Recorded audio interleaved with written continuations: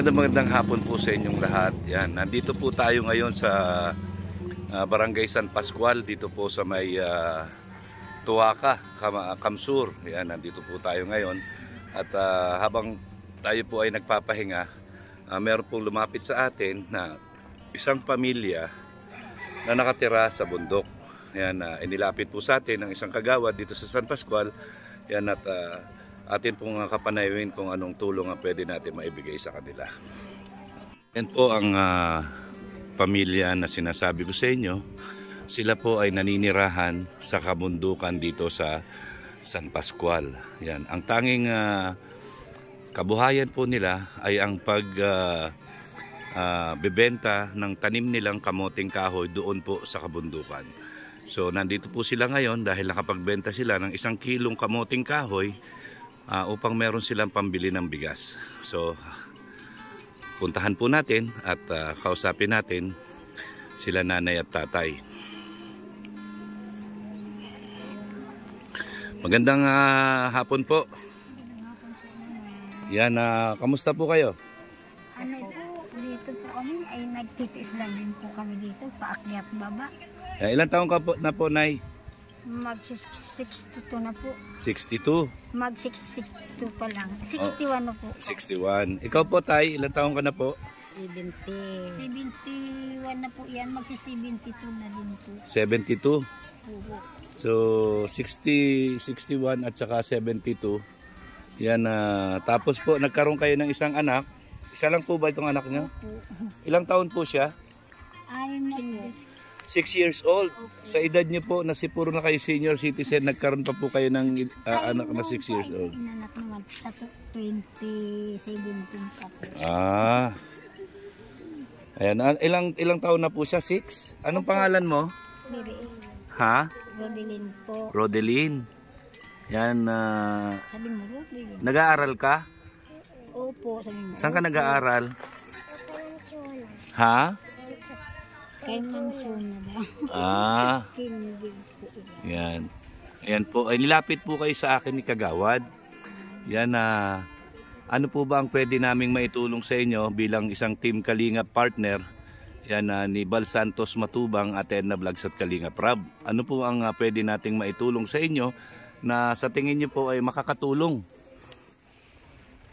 Ay ano po, yung mga sa aming ano po buhay hirap po kami sa aming pangangailangan.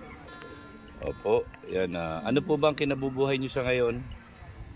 Ano po, nagtatanim lang po kami, nanghihiram lang po kami ng taniman sa may lupa. Tapos?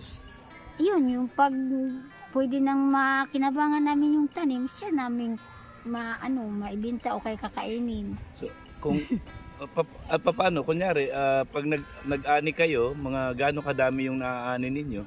Ay, marami na po ang mga 5 kilo po. 5 kilo, marami na yun. So, magkano naman po ang per kilo? Ano lang po yun? Nakita lang po kami mga 150 pag nagbenta. 150? Opo. Yan.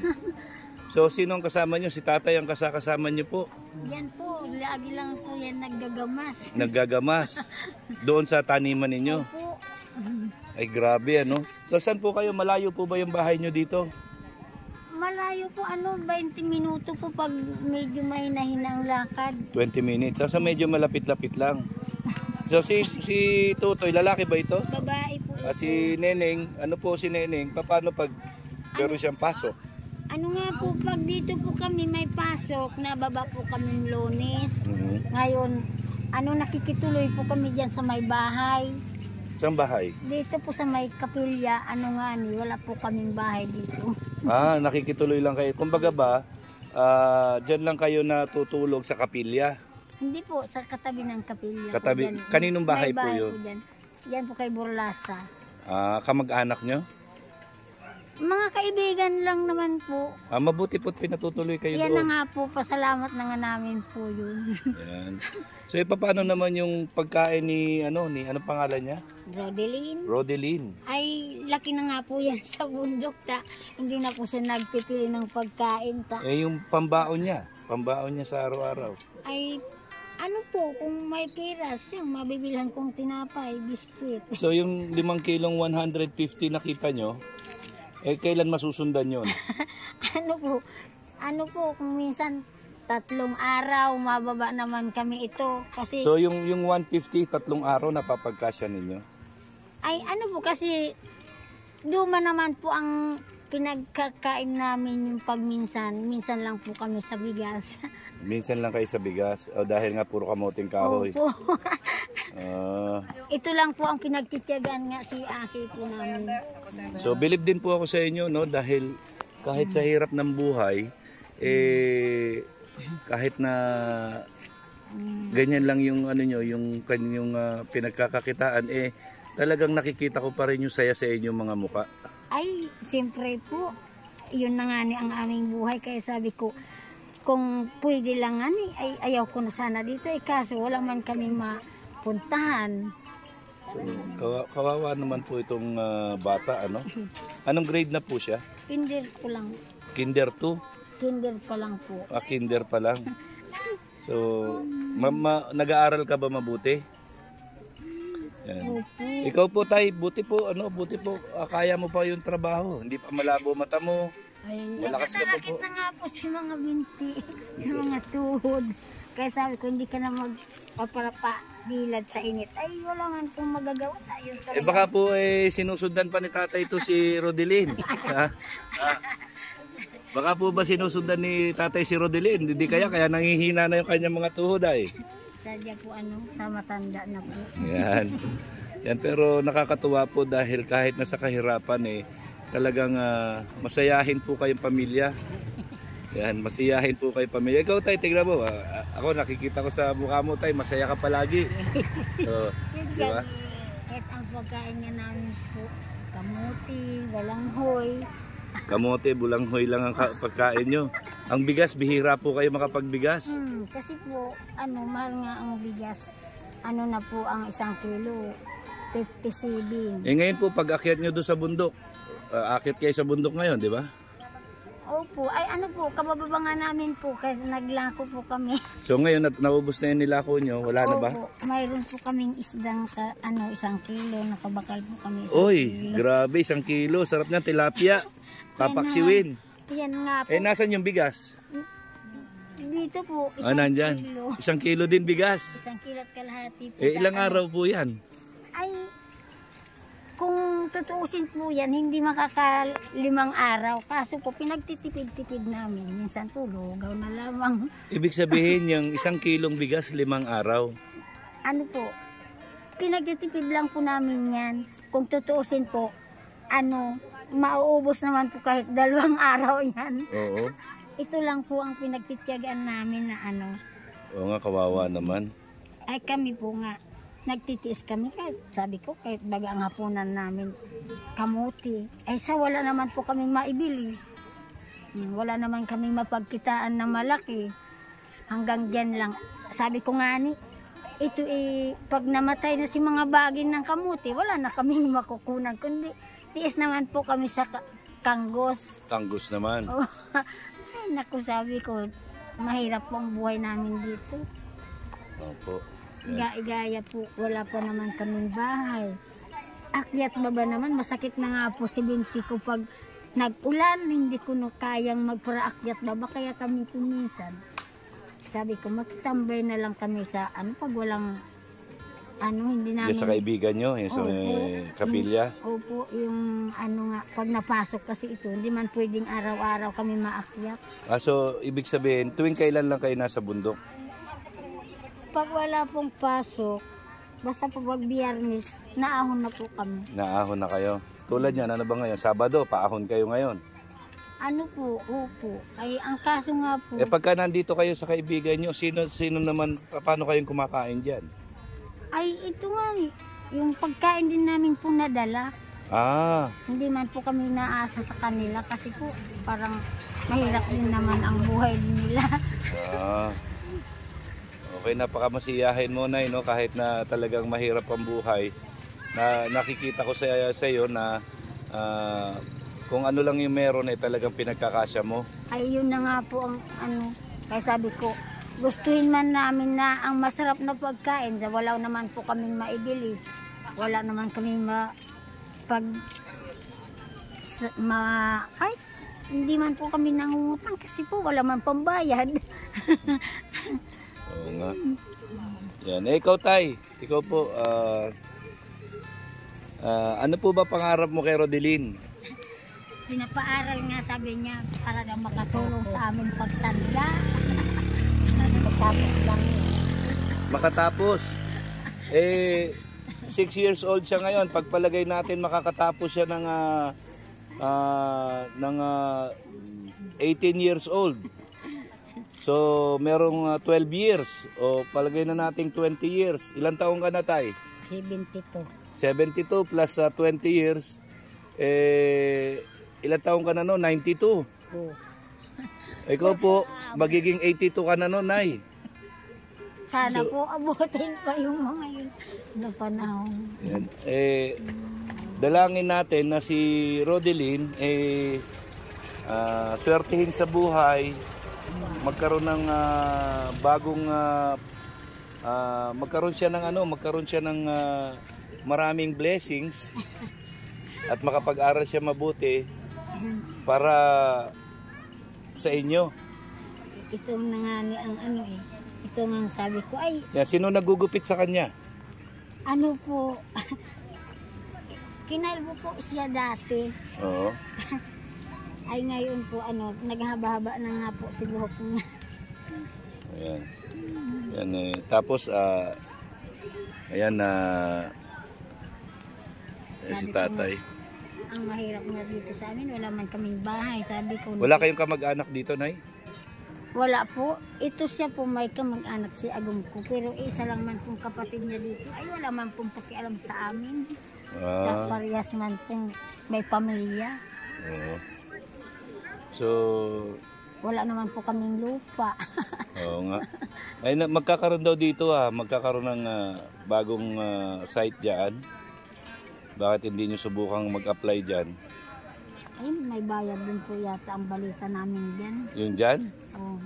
Basta ang balita po namin, parang binibinta din po yung lote. Ay, wala naman po kaming pangbakal. Alam ko po yung doon sa kabilayo sa barangay site. Pero dito parang hindi naman yata. Kung kung priority kayo na pwede kayo bigyan ng lupa diyan, para dito na lang kayo sa baba, mas malapit kayo. Tapos akit na lang kayo doon sa bundok pagka yung sa pananim ninyo. Sana po. Yan yan mga kalingap, no. Ito po yung isang pamilya na kahit na salat sa hirap, kahit na bihira silang makakain ng ng kanin, hindi bihira sila makabili ng bigas dahil sa kamahalan. Yan, laging kanggus, yung ibig sabihin kamoting kahoy, kamote. Yan lang po yung kanilang kinakain sa araw-araw, nagtitiis sila. Yan, nagkakanin lang po sila para dito kay Rodeline. Nagtatanim po kaming mais. Yan, naging mais. Ay, ang mais po namin, ganyan pa lang po. Tapos mag-aani po sila ng 5 kilong kamoting kahoy, maibebenta nila ng 150.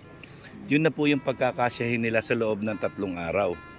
So, after ng 3 araw po, yan, kung may maaani ulit sila, yan bababa ulit sila dito, ibebenta nila para may maibili na bigas kahit 1 kilo at pang-ulam nila. Yan, kagaya ngayon po, meron sila nabili tilapia po. Yan. Minsan lang po kami makabili ng isda. Minsan lang kayo makabili ng isda? Opo. So, swerte kasi nakabenta kayo ngayon. Kaya nga po. Ayan. So, ayan mga kalingap, Pang-ulam namin, laging talbos ng kamuti. Talbos ng kamote. Talbos ng gabi, saka talbos ng kanggus. Ayan. Yan lang man ang mga tanim namin sa bundok. So, naintindihan ko po yung kalagayan ninyo, no. Yan, naawa po ako sa inyo. Sana, ayan, mayroong makapanood nito sa atin at magbigay ng blessings at ihahatid ko sa inyo. Alamin ko kung nasan yung bahay ninyo. Hindi ko na po mapuntahan ngayon kasi alanganin na sa oras. Yan, mag-aalas 6 na po. Siguro, pagbalik ko at meron tayong blessings, ay ihahatid ko po sa inyo. Hahanapin ko kayo sa bundok. Yan. Hindi po ba bawal umakyat doon sa bundok? Hindi po naman. Hindi po ba? Hindi po, dahil diretso lang po ang daan papunta doon. Pag may nakita po kayong malinis na badang, amin na po yan.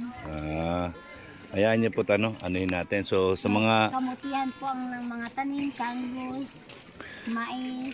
yan, sa mga ano po, sa mga makakapanood po nito, yan sana po yan na makatanggap po tayo ng suporta, yan, mula sa mga may bukal na kalooban na makatulong alang-alang kay Rodeline. Sila nanay po at tatay ay senior citizen na. Ang kanilang anak po ay 6 years old pa lang. Late na po ba kayong nag-asawa ni tatay? Ilang taon na po kayo nung nagsama kayo? 60 na po siya. 60 na siya nung nagsama kayo. Kayo po? Basta po Mga 30 plus. 40 plus. Nabuntis pa kayo? po 50 na pala po. 50. Na. Hindi pa kayo menopause noon? Saka lang po nag-menopause ako itong 2019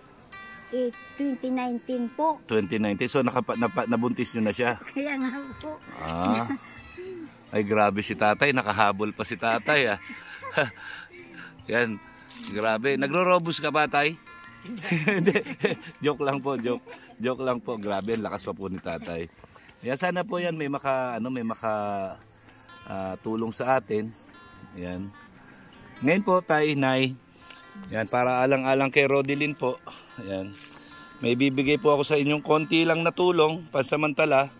Yan, sana po makatulong sa inyo ng malaki ito.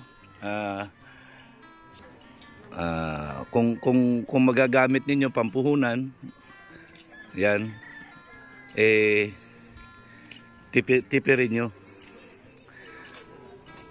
Yan, tipirin nyo para kumbaga ba meron pa kayong kinabukasan na maibili ng bigas. Yan, pambigas lang po ito. Pambigas lang po. So, tanggapin nyo po, nay, tay. Ito po. Sana makatulong ng malaki sa inyo. Yan, para pangkain, pambili ng bigas. Maraming salamat po na ang Panginoon po hindi natutulog. Yan, maraming salamat po sa Team Housemates. Yan, na sumusuporta din po sa akin, ang Team Housemates. Yan, siyempre, si Kuya Bal Santos Matubang, si Ate Edna, si Kalingap Rab, ang Team Kalingap, na sumusuporta sa atin. Yan, para makita namin ang mga kagaya ninyo na pwedeng tulungan. Ano po? Yan, sana po ay makatulong yung maliit na bagay na naibigay ko sa inyo. Yan, para kay Rodeline. Yan. Hello ka, Rodeline. Dali, hello ka. Sabi mo, salamat po. Salamat po. Sabi mo, salamat po. Dali, salamat po. Sige na, sabi mo, salamat po sa nagbigay. Ayan. Po, Yan, mangyak-ngyak na po si Rodeline. Yan. Ikaw, tay, yan. Pasalamat po tayo. Yan. Salamat po at binigay mong tulong. Ayan. Kami ay nagtipis lang din kami sa hirap. Hirap ng pagkabuhay namin. Ngayon. Pero tay, wag mo nang dadagdagan si Rodeline, ha? Wag mo na po siyang dadagdagan, ha? Last na yan, ha? Wag ka nang humirit, ha? Baka humirit ka pa, tay. Yan. Ay, alam niyo namang mainit ang panahon ngayon. Laging nakahubad ang mga tao dahil sa init. Yan, joke lang po yun, tay. Pinapatawa lang po kita. Yan. Ikaw, Rodeline, magpapakabait ka, ha? Ha? Yan, hayaan mo pagka nagkaroon ng blessing si Kuya Mail, yan, pupuntahan ko kayo sa bundok. Yan, magdadala tayo ng pasalubong. Ayan.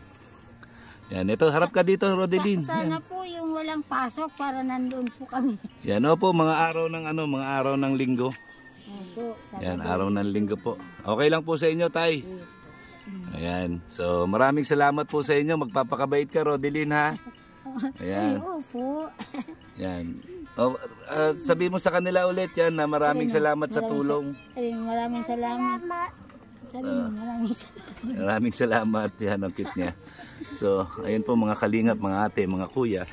Ayan po ang pamilya na nakita natin dito na nabigyan natin ng kahit kaunting tulong. Yan para sa kanilang pang-araw-araw na konsumo. So, maraming salamat po sa lahat na sumusuporta. Kay Kuya Mail, siyempre, Team Kalingap, Team Housemates, Bal Santos Matubang, Ate Edna Vlogs and Kalingap Rab. Yan, at siyempre, sa lahat ng Kalingap partners. Maraming salamat po. Ang laging sinasabi ni Kuya Mail, ang gumagawa ng mabuti sa kapwa ay pinagpapala. Mabuhay tayong lahat hanggang gusto natin ng naaayon sa kalooban ng Panginoon. Yan. Magandang hapon po sa inyo lahat. Sana nagustuhan niyo po ang istorya nila tatay at nanay. At sana po, dalangin ko sa Panginoon na makagawa tayo ng serye sa kanila, yung istorya nila ng pamumuhay sa bundok kasama ang 6 years old na si Rodelyn. Yan, si tatay at nanay po ay parehas na senior. Yan, si Rodelyn po ay 6 years old. So maraming salamat po. Sana po ay suportahan ninyo ang aking video para sa kanilang pamilya. Maraming salamat po. God bless. And I love you 3 times a day. Bye-bye po.